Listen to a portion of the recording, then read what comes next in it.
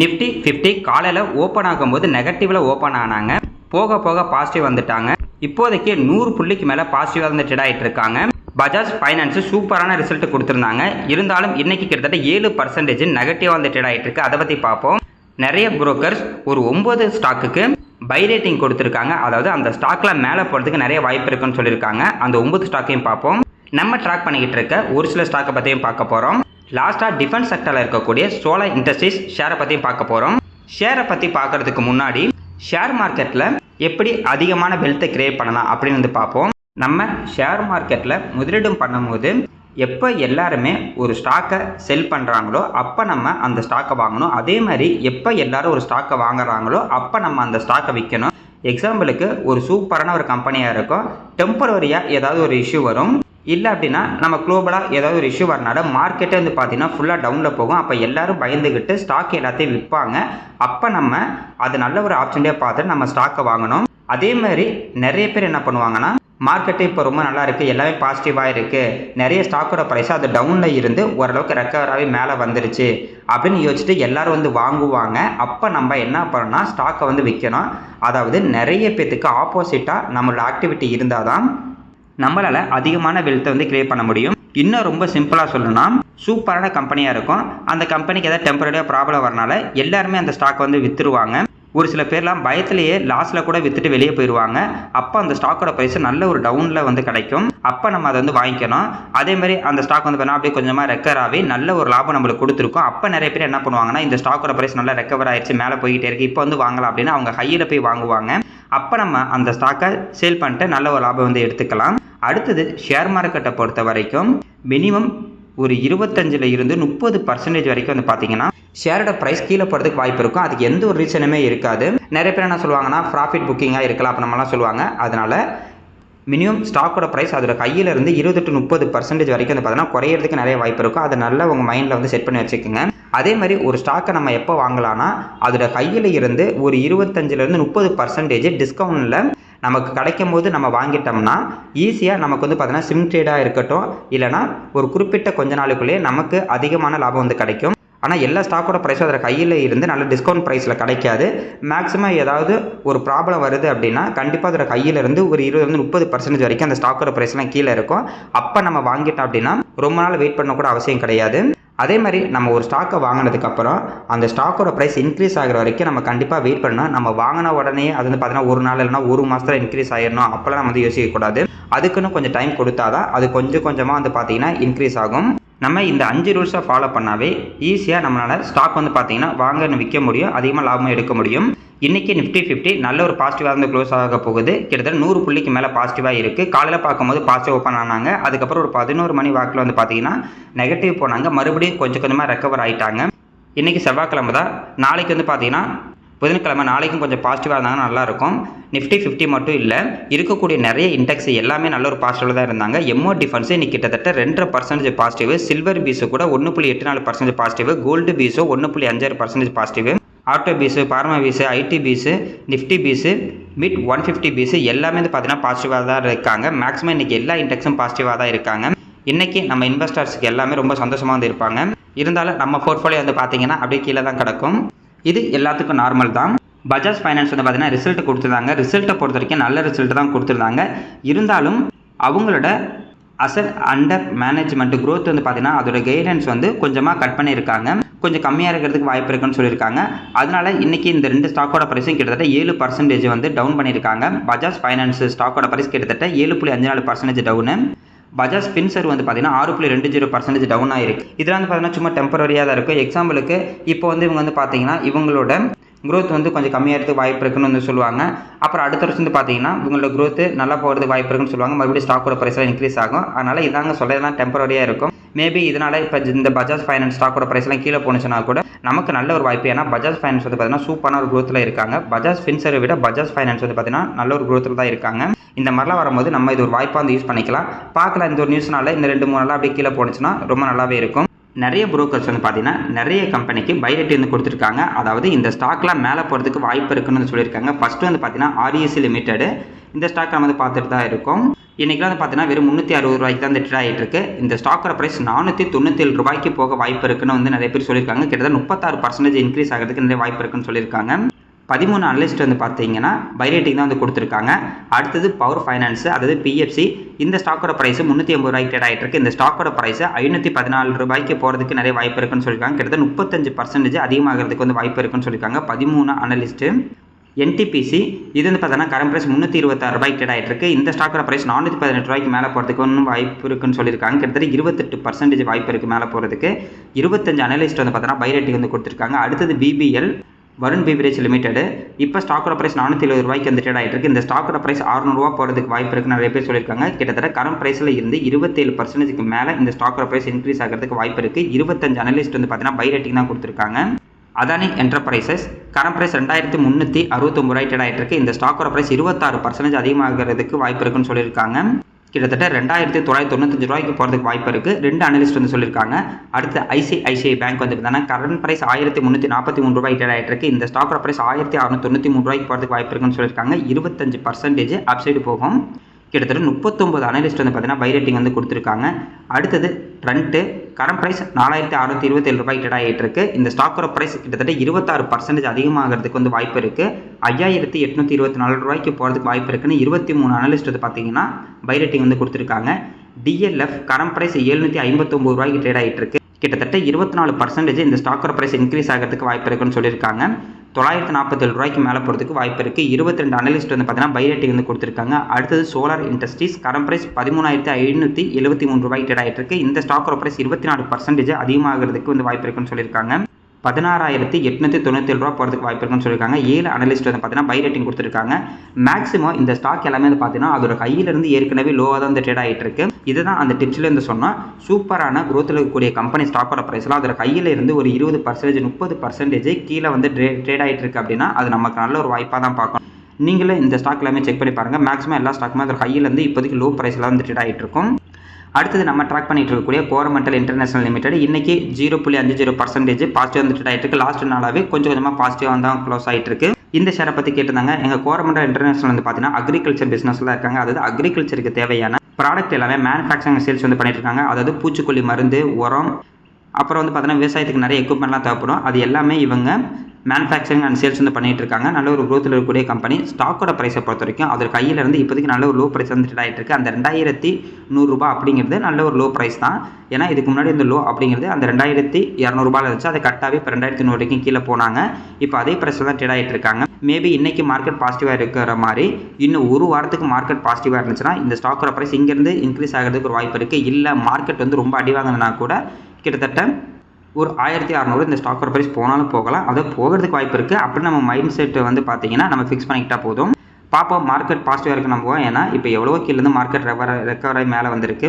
பார்க்கலாங்க. என்கிட்ட இந்த ஸ்டாக் இருக்குது. இன்றைக்கி வந்து பார்த்தீங்கன்னா கிட்டத்தட்ட ஒரு 2% நம்ம நெகட்டிவில் தான் இருக்குது. Varun beverage limited BPL current price 470 ரூபாய் ட்ரேட் ஆகிட்டு இருக்கு. இன்றைக்கி கிட்டத்தட்ட 1% வந்து பார்த்தீங்கன்னா பாசிட்டிவ் வந்து ட்ரேட் ஆகிட்டு இருக்கு. இந்த ஸ்டாக்கோட ப்ரைஸ் கிட்டத்தட்ட 675 ரூபாய்க்கு மேலே போயிட்டு கீழே வந்து பார்த்தீங்கன்னா கிட்டத்தட்ட ஒரு 430 வரைக்கும் போகுது.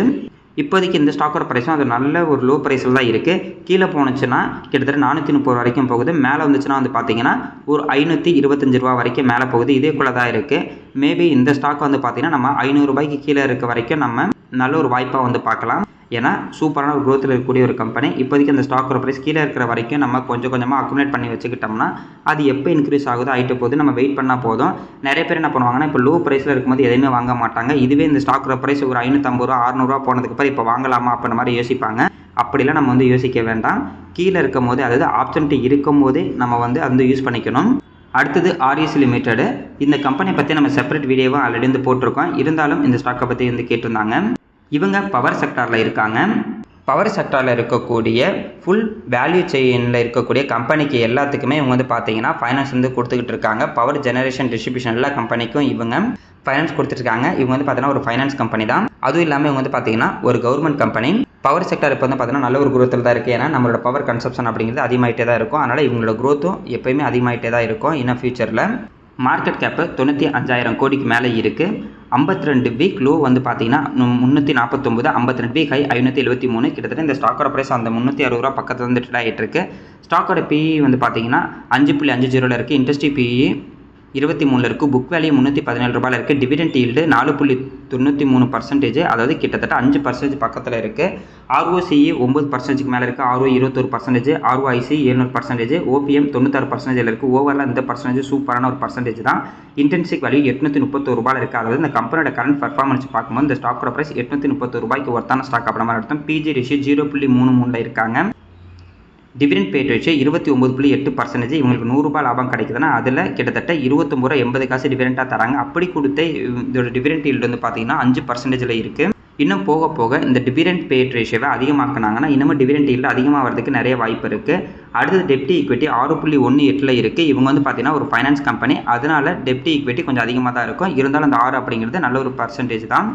ப்ரைஸ் டு புக் வேல்யூ பார்க்கும்போது 1.13 இருக்குது. ஓவரால் அந்த ரேஷியோ சூப்பரான ஒரு ரேஷியோ. ஸ்டாக்கோட பி ரேஷியோ ரொம்ப கம்மியாக இருக்குது. இன்டென்சிக் வேல்யூ 831 ரூபாயில் இருக்குது. பிஜி ரேஷியோ பார்த்தா கூட 1க்கு கீழே தான் இருக்குது. ஸோ வேல்யூஷன் படி நல்ல ஒரு வேல்யூஷன் வந்து ட்ரேட் ஆகிட்டு இருக்காங்க. இயர் அண்ட் இயர் பார்த்தா கூட இவங்களோட ப்ராஃபிட் அப்படிங்கிறது அதிகமாகிட்டே தான் இருக்குது. அடுத்தது இவங்களோட மேக்ஸிமம் சார்ட் வந்து பாருங்கள். கிட்டத்தட்ட ஒரு 2010 எடுத்துக்கலாம். இப்போ வரைக்கும் 755%, அதாவது 2010 இருந்து இப்போ 2025 வரைக்குமே இப்போதைக்கு வந்து பார்த்தீங்கன்னா 7.5 மடங்கு வந்து லாபம் கொடுத்துருக்கு. அப்படி பார்க்கும்போது 15 வருஷத்தில் 7.5 மடங்கு லாபம் அப்படிங்கிறது ரொம்ப கம்மியான லாபம் தான். எக்ஸாம்பிளுக்கு 2010 இந்த ஸ்டாக்கை நம்ம வாங்கியிருந்தா கூட நம்ம வாங்கின ப்ரைஸை விட அதிகமாக போகிறதுக்கு 2023 ஆயிருக்கும். கிட்டத்தட்ட 13 வருஷம் இந்த ஸ்டாக்கில் ஒருத்தர் முதலீடு பண்ணியிருந்தால் தான் அவர் வாங்கின ப்ரைஸை விட கொஞ்சம் அதிகமாக போயிருக்கும். அதாவது 2011 இந்த ஹையில் வாங்கியிருந்தாருன்னா அந்த ப்ரைஸை பிரேக் பண்ணுறதுக்கே கிட்டத்தட்ட 13 வருஷம் ஆயிருக்கும். ஏன் இந்த அளவுக்கு இவங்களோட க்ரோத் வந்து பார்த்தீங்கன்னா கம்மியாக இருக்குது அப்படின்னா, ஃபஸ்ட்டு ஒரு 10 வருஷத்துக்கு முன்னால் வந்து பார்த்தீங்கன்னா இவங்களோட க்ரோத், அதாவது பிஸ்னஸ் க்ரோத் வந்து ரொம்ப கம்மியாக தான் இருந்துச்சு. அவங்களுக்கான லாபமும் கொஞ்சம் கம்மியாக தான் வந்துக்கிட்டு இருந்துச்சு. ஆனால் இப்போ லாஸ்ட் ஒரு 5-6 வருஷமாக வந்து பார்த்தீங்கன்னா அவங்களோட லாபம் நல்ல ஒரு க்ரோத்தில் போய்கிட்டு இருக்கு. அதனால தான் ஸ்டாக்கோட ப்ரைஸ் வந்து இன்க்ரீஸ் ஆகிருக்கு. அதாவது சிம்பிளாக சொல்லணும்னா எந்த அளவுக்கு ஒரு கம்பெனியோட ப்ராஃபிட் அதிகமாகுதோ அந்த அளவுக்கு அந்த ஸ்டாக்கோட ப்ரைஸ் வந்து பார்த்தீங்கன்னா லாங் டர்ம் அதிகமாகிட்டே இருக்கும். இந்த ஸ்டாக் வந்து பார்த்தீங்கன்னா ஒரு சைக்காலிக்கல் ஸ்டாக்காக தான் ரன் ஆகிட்டு வந்திருக்கும். அதாவது டவுன் ஆனால் ஒரு 60 ரூபா 70 ரூபா வரைக்கும் போயிருக்கும். அதிகமான ஒரு 180 ரூபா போயிருக்கும். மறுபடியும் டவுன் ஆகும்போது ஒரு 60 ரூபா 70 ரூபா வந்திருக்கும். மறுபடியும் ஒரு 170 ரூபா போயிருக்கும். யாரெல்லாம் இந்த ஸ்டாக்கோட ப்ரைஸ் கரெக்டாக டவுன் ஆகும்போது ஒரு 60 ரூபா 70 ரூபா வரும்போது வாங்கியிருந்தாங்களோ அவங்க ஹை பண்ணி விற்றுருப்பாங்க. இல்லை அப்படின்னா அந்த 60 ரூபா 70 ரூபாய்க்கே அப்படியே வாங்கிக்கிட்டே இருந்திருந்தாங்கன்னா அவங்களுக்கு டிவிடெண்ட் இன்கம் அப்படிங்கிறது வந்து ரொம்ப அதிகமாக இருக்கும். இந்த கம்பெனியை பொறுத்த வரைக்கும் இப்போதைக்கு வருஷத்துக்கு 5 தடவை டிவிடெண்ட் கொடுத்துக்கிட்டு இருக்காங்க. இந்த 2025 வந்து பார்த்தா கூட 2வது மாதம் 3வது மாதம் 8வது மாதம் அண்ட் 10வது மாதம் இந்த மாதிரி 5 தடவை வந்து டிவிடெண்ட் கொடுத்துருக்காங்க.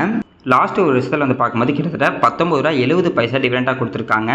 கரண்ட் ப்ரைஸ் வச்சு பார்த்தோம்னா அது 360 ரூபா வச்சு பார்த்தோம்னா டிவிடெண்ட் ஈல்டு 5.4% இருக்குது. நல்ல சூப்பரான ஒரு டீசெண்டான ஒரு டிவிடெண்ட் ஈல்டு. இதுவே இப்போ 10 வருஷத்துக்கு முன்னாடி வாங்கியிருக்கவங்கலாம் இதோட க்ரோத் கம்மியாக தானே இருக்குது அப்படின்ற மாதிரி யோசிப்பீங்க. இப்போ 10 வருஷத்துக்கு முன்னாடியே ஒரு 60 ரூபா 70 ரூபா அந்த மாதிரிலாம் இருந்துச்சு. ஒரு 100 ரூபாய்க்கு ஆவரேஜாக அவங்க வாங்கியிருந்தா கூட அவங்க அப்படியே விற்கவே இல்லை, அப்படியே தான் அவங்க ஹோல்டு பண்ணால் கூட இப்போதைக்கு டிவிடெண்ட் ஈல்டு வந்து பார்த்தீங்கன்னா கிட்டத்தட்ட 20% இருக்குது. இப்போ ஒரு இண்டெக்ஸே வந்து பார்த்தீங்கன்னா ஒரு 12% 13% ரிட்டர்ன் தரும் அப்படின்ற மாதிரி நம்ம பார்த்துருக்கோம். அந்த இண்டெக்ஸை நம்ம விற்றா தான் நம்மளுக்கான லாபம் நம்மளுக்கு வரும். ஆனால் இந்த மாதிரி டிவிடெண்ட் ஸ்டாக்ஸ்லாம் வந்து பார்த்தீங்கன்னா நம்ம விற்கணும் அவசியமே இல்லை. அவங்க ஜஸ்ட்டு ஹோல்டு பண்ணியிருந்தாவே வருஷம் 20% டிவிடெண்ட் இன்கம் அப்படிங்கிறது அவங்க பேங்க் அக்கௌண்ட்டுக்கு டேரெக்டாக வந்துட்டு நல்ல ஒரு பேசிவ் இன்கமாகவே இருக்கும். இந்த ஆர்இசி லிமிடெட் வந்து பார்த்தீங்கன்னா முன்னதாக பார்த்துருந்தோம். இந்த ஸ்டாக்கோட ப்ரைஸ் இன்க்ரீஸ் ஆகிறதுக்கு நிறைய வாய்ப்பு இருக்குது. நிறைய புரோக்கர்ஸ் வந்து சொல்லியிருக்காங்க. அதே மாதிரி இந்த ஸ்டாக்கோட ப்ரைஸ் 640 ரூபாய்க்கு மேலே போயிட்டு இப்போ வந்து பாருங்கள் ரொம்ப கம்மியான ப்ரைஸ் வந்து ட்ரேட் ஆகிட்டு இருக்குது. அது 360 ரூபா வந்து ட்ரேட் ஆகிட்டு இருக்கு. மேபி இதோட டவுன் அப்படிங்கிறது அந்த 350 ரூபா பக்கத்தில் இருக்குன்னு ஒரு 10 ரூபா குறைஞ்சா கூட இது டவுனாக தான் இருக்கும். இருந்தாலும் இந்த 360 ரூபா அப்படிங்கிறது நல்ல ஒரு லோ ப்ரைஸ் தான். இந்த ஸ்டாக்கில் இருந்து டிவிடெண்ட் இன்கம் அப்படிங்கிறது நல்ல ஒரு பேசிவ் இன்கமே வரும். அதனால் இந்த மாதிரி வாய்ப்பை நம்ம வந்து யூஸ் பண்ணிக்கலாம். அடுத்து டிஃபென்ஸ் செக்டரில் இருக்கக்கூடிய data patterns and solar industries இந்த 2 ஸ்டாக்கோட ப்ரைஸ் இன்றைக்கி கிட்டத்தட்ட 4% பக்கத்தில் வந்து பாசிட்டிவ் வந்து ட்ரேட் ஆகிட்டு இருந்தாங்க. டேட்டா பேட்டர்ன்ஸ் வந்து பார்த்தீங்கன்னா ஒரு 4.5% பாசிட்டிவ். சோலார் இண்டஸ்ட்ரீஸ் கிட்டத்தட்ட காலையில் பார்க்கும்போது 4% பாசிட்டிவ் இருந்தாங்க. அதுக்கப்புறம் கொஞ்சமாக குறைஞ்சு 3% பாசிட்டிவ் வந்து ட்ரேட் ஆகிட்டு இருக்காங்க.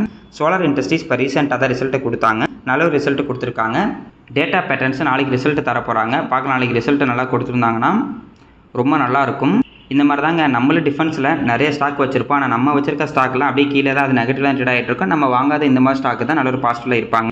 இது நார்மல் தான். நாளைக்கு பார்க்கலாம், நல்ல ரிசல்ட் டேட்டா பேட்டர்ன் கொடுத்துருந்தாங்கன்னா ரொம்ப நல்லாயிருக்கும். சோலார் இண்டஸ்ட்ரீஸ் இவங்க வந்து பார்த்தீங்கன்னா எக்ஸ்ப்ளோசிவ்ஸ் பிஸ்னஸ் தான் இருக்காங்க. அதாவது வெடிகுண்டு தயாரிக்கிறாங்க அப்படின்ற மாதிரி வச்சுக்கலாம். இந்த வெடிகுண்டு வந்து பார்த்தீங்கன்னா மைனிங்கு, இன்ஃப்ராஸ்ட்ரக்சரு, கன்ஸ்ட்ரக்ஷன் இண்டஸ்ட்ரீஸ் எல்லாத்துலையும் யூஸ் பண்ணிகிட்டு இருப்பாங்க. இப்போ ஒரு இடத்துல மைனிங் பண்ணுறாங்கன்னா இப்போ அந்த பூமியை தோன்றதுக்கு வந்து பார்த்தீங்கன்னா இந்த மாதிரி பாம்பு போட்டாங்க அப்படின்னா அதுக்குள்ளே இருக்க பாறை எல்லாமே வெடிச்சிடும். அதுக்கு தான் இவங்க வந்து யூஸ் ஆகிட்டு இருக்கு. ப்ளஸ் இவங்க வந்து பார்த்தீங்கன்னா டிஃபென்ஸில் இருக்காங்க. ப்ராடக்ட்டை பொறுத்த வரைக்கும் இண்டஸ்ட்ரியல் எக்ஸ்ப்ளோசிவில் கிட்டத்தட்ட 86% இருக்குது. அதுவே டிஃபென்ஸ் ப்ராடக்ட்டில் வந்து பார்த்தீங்கன்னா கிட்டத்தட்ட 14% இவங்களோட ப்ராடக்ட் லைன் இருக்குது. அதில் டிஃபென்ஸ் வந்து பார்த்தீங்கன்னா நம்ம வந்து அடிக்கடி கேள்விப்பட்டிருப்போம் ஆர்டிஎக்ஸ் வந்து பார்த்தீங்கன்னா இந்த கம்பெனியோட ப்ராடக்ட் தான். மார்க்கெட் லீடர்ஷிப்பை பொறுத்த வரைக்கும் கிட்டத்தட்ட 24% மார்க்கெட் ஷேர் இவங்க கிட்ட தான் இருக்குது இவங்களோட பிஸ்னஸில். அதேமாதிரி ஆர்டர் புக் வந்து பார்த்தீங்கன்னா இவங்ககிட்ட கிட்டத்தட்ட 5757 கோடிக்கு மேலே இருக்குது. அதுவும் நம்ம டிஃபென்ஸ் ப்ராடக்ட் வந்து பார்த்தீங்கன்னா 2039 கோடி இவங்களுக்கு ஆர்டர் வந்து கிடச்சிருக்கு. அடுத்த 4 வருஷத்துக்குள்ளே இவங்க அந்த ஆர்டர் அவங்ககிட்ட வந்து கொடுத்தாகணும். நமக்கு டிஃபென்ஸை பற்றி தெரியும். ஏன் அப்படின்னா நம்ம இந்தியா வந்து பார்த்தீங்கன்னா மேக் இன் இந்தியா கான்செப்ட் தான் போயிட்டுருக்கோம். அதனால் இவங்களுக்கான ஆர்டர் அப்படிங்கிறது இன்னும் போக போக அதிகமாக கிடைக்கிறது நிறைய வாய்ப்பு இருக்குது. மார்க்கெட் கேப்பை பொறுத்த வரைக்கும் கிட்டத்தட்ட 1,25,500 கோடிக்கு மேலே இருக்குது.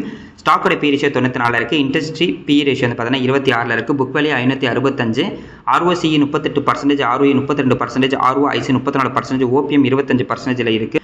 ஓவரால் அந்த பர்சன்டேஜ் நம்ம சூப்பரான ஒரு பர்சன்டேஜ் தான். இன்டென்சிக் விலை 3360 இருக்குது. பிஜி ரேஷியோ 2.28 இருக்காங்க.